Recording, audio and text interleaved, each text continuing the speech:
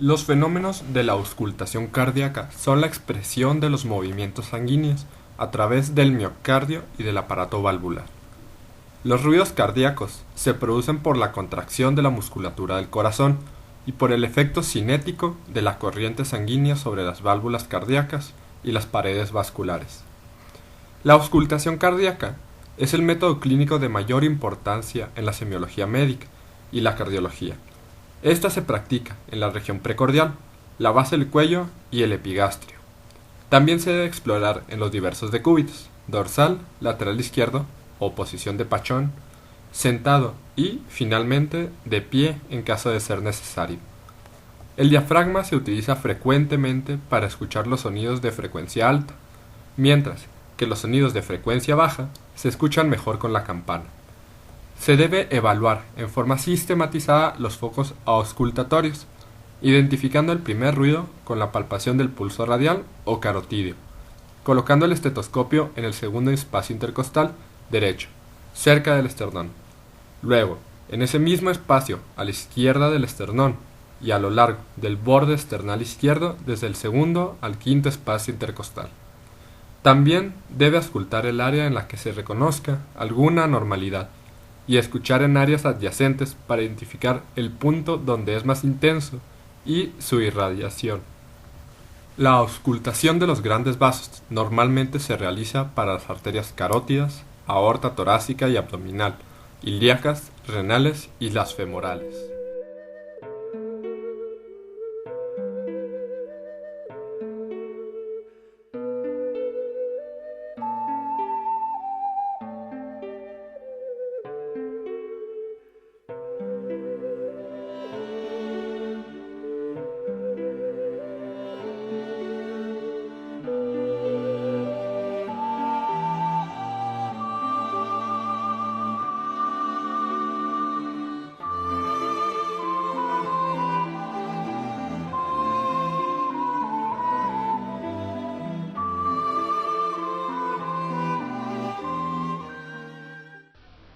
Se realiza con el paciente en decúbito dorsal, con respiración superficial o en apnea. En ocasiones, para estimular la motilidad gastrointestinal, se utiliza una palpación leve o se le da de beber un poco de agua al paciente. Se debe escuchar el abdomen antes de percutirlo o palparlo, ya que esto altera la frecuencia de los ruidos intestinales. En una persona sana se oyen ruidos abundantes, continuos y suaves con pausas regulares.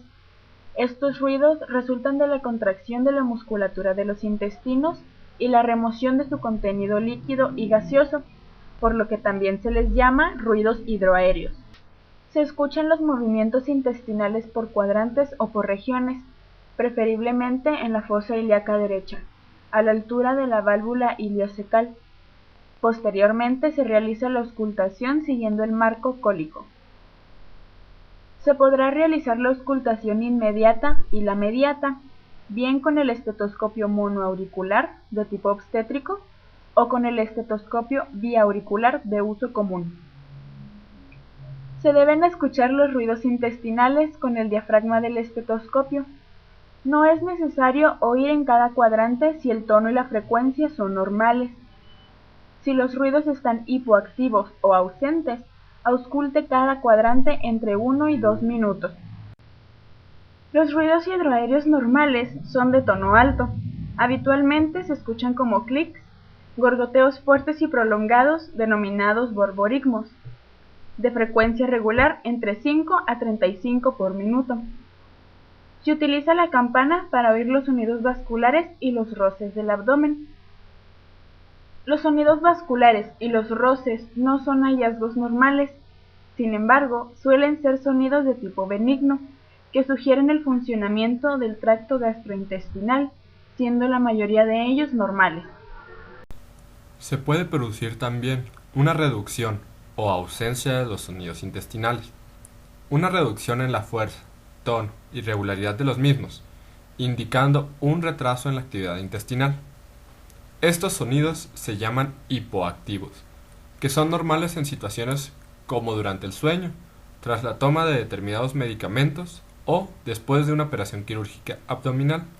Asimismo, pueden indicar estreñimiento.